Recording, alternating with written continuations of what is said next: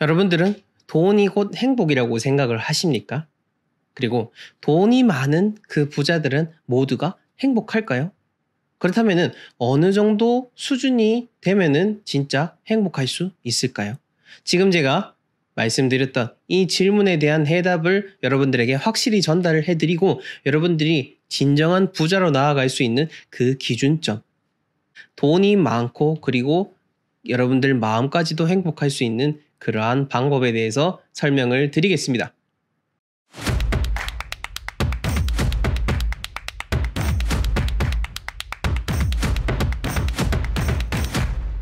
부자들이 모여 사는 멋진 공간에 오신 것을 환영합니다. 저는 풍수 큐레이터 멋지동입니다.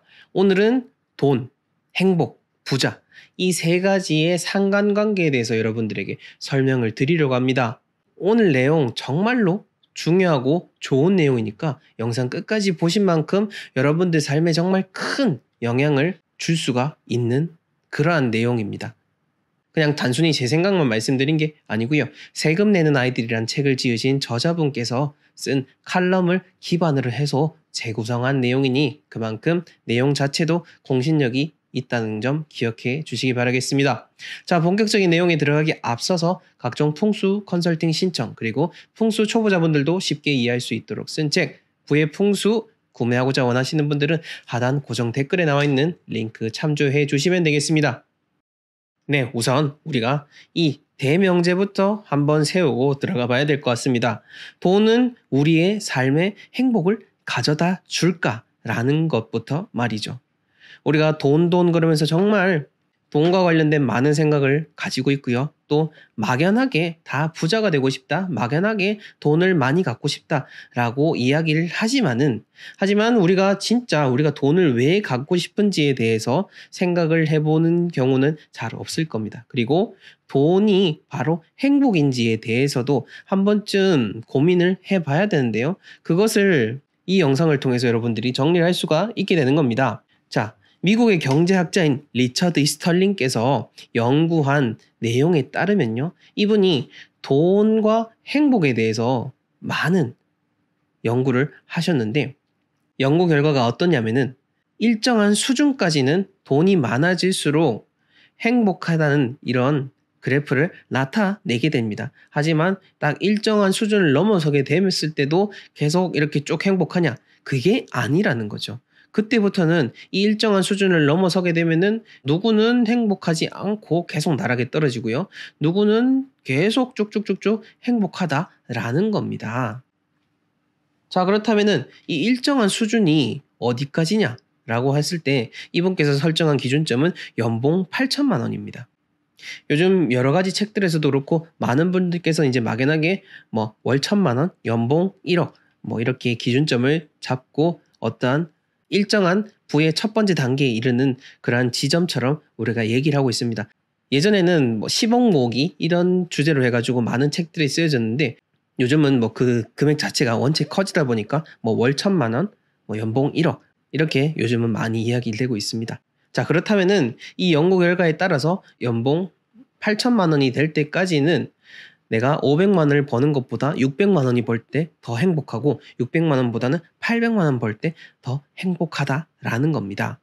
하지만 그 연봉 8천만 원을 넘어서게 됐을 때부터는 내가 1억을 벌건 1억 2천을 벌건 1억 8천을 벌건 간에 거기서는 돈에 따라서 행복이 쭉쭉쭉쭉 올라가는 게 아니다라는 거죠.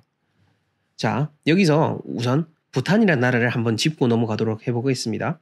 많은 분들께서 생각보다 부탄에 대해서 잘 알고 계십니다. 왜냐? 우리나라 사람들은 2010년도에 이 부탄이라는 나라가 국가별 행복 지수에 있어서 1위를 했다라는 것을 알고 있기 때문입니다. 그만큼 한국인들에게는 되게 행복한 나라라고 인식이 되는데요. 하지만 2010년도에 1위를 기록했던 이 부탄이라는 나라가 6년 후에 2016년에 새롭게 다시 조사를 했을 때 이 나라가 몇 등을 했을까요? 2등을 했을까요? 3등을 했을까요? 바로 56등을 한 겁니다.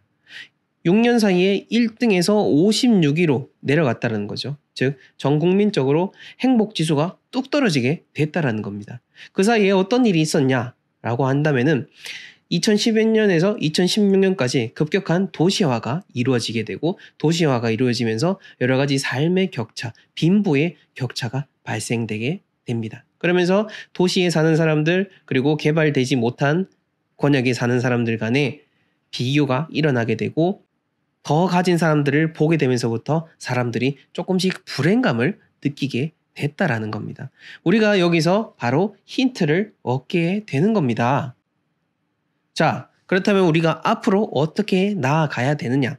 우리 멋진 공간에 계신 분들께서는, 회원님들께서는 1차적인 목표는 우선 월 1,000만 원을 벌도록 생각을 하셔야 되는 겁니다. 나이가 많던 혹은 지금 취업을 준비하시는 분이건 모두든 상관없이 월 1,000만 원이 될 때까지는 그게 쭉 여러분들의 행복을 좌우하기 때문입니다.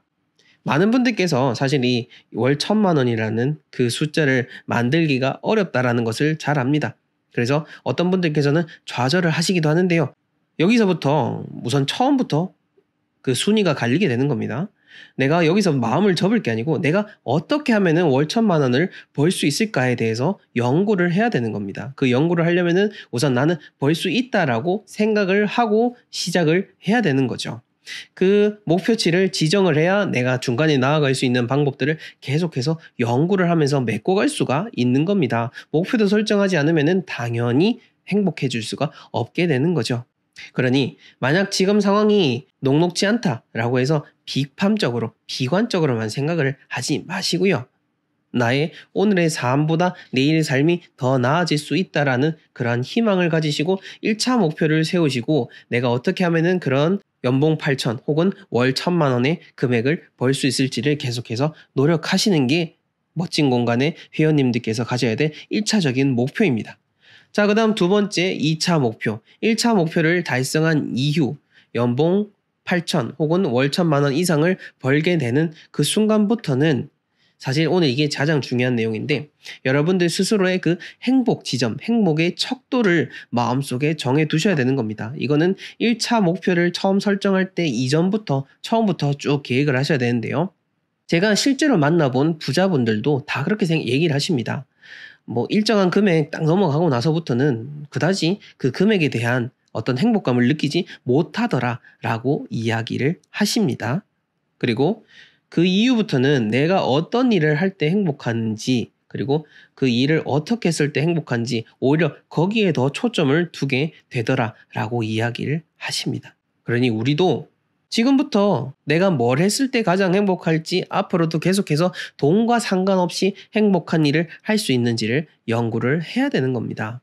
어찌 보면은 앞에 했던 얘기하고는 조금 다르다라고 생각을 하실 수가 있겠지만은 내가 돈과 상관없이 뭘 했을 때 행복하냐 그리고 돈을 벌기 위해서 어떠한 수단을 선택하느냐도 상당히 중요한 관계를 가지고 있고요. 꾸준히 돈을 잘 벌기 위해서는 내가 좋아하는 것을 우선적으로 설정을 해야 그게 더 장기적으로 여러분들이 행복할 수 있는 그러한 기준점이 될 수 있기 때문에 오늘 이 내용을 말씀을 드리는 겁니다.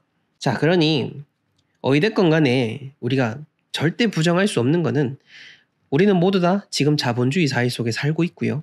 돈이 없으면 불행하다라는 거에 대해서는 모두 다 인정을 합니다. 아, 나는 미니멀 라이프로 살 거야 라고 하지만은 말은 그렇지만은 항상 삶이라는 게 내 뜻대로 흘러가지 않고요. 어떠한 문제점이 부딪혔을 때 돈으로 해결을 해야 되는 순간들이 많습니다. 돈으로 해결해야 된다는 게 아니라 모든 것에 있어서 돈이 들어가지 않고 해결되는 게 잘 없기 때문에 이렇게 이야기를 드리는 겁니다.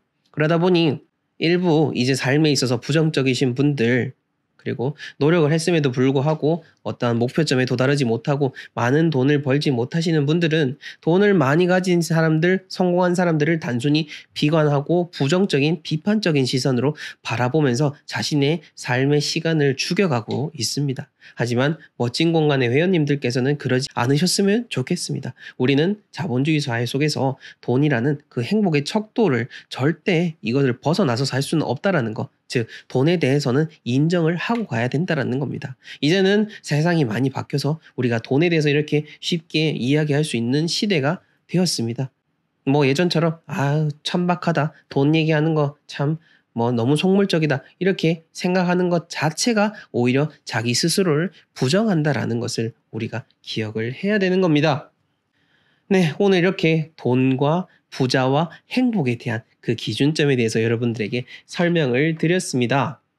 자, 돈은 곧 행복이다 라는 명제는 이거는 틀릴 수도 있는 말입니다. 그러니까 맞을 수도 있고 틀릴 수도 있습니다. 왜냐?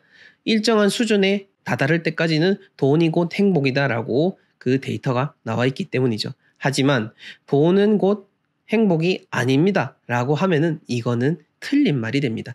즉 100% 틀린 말이 되는 겁니다.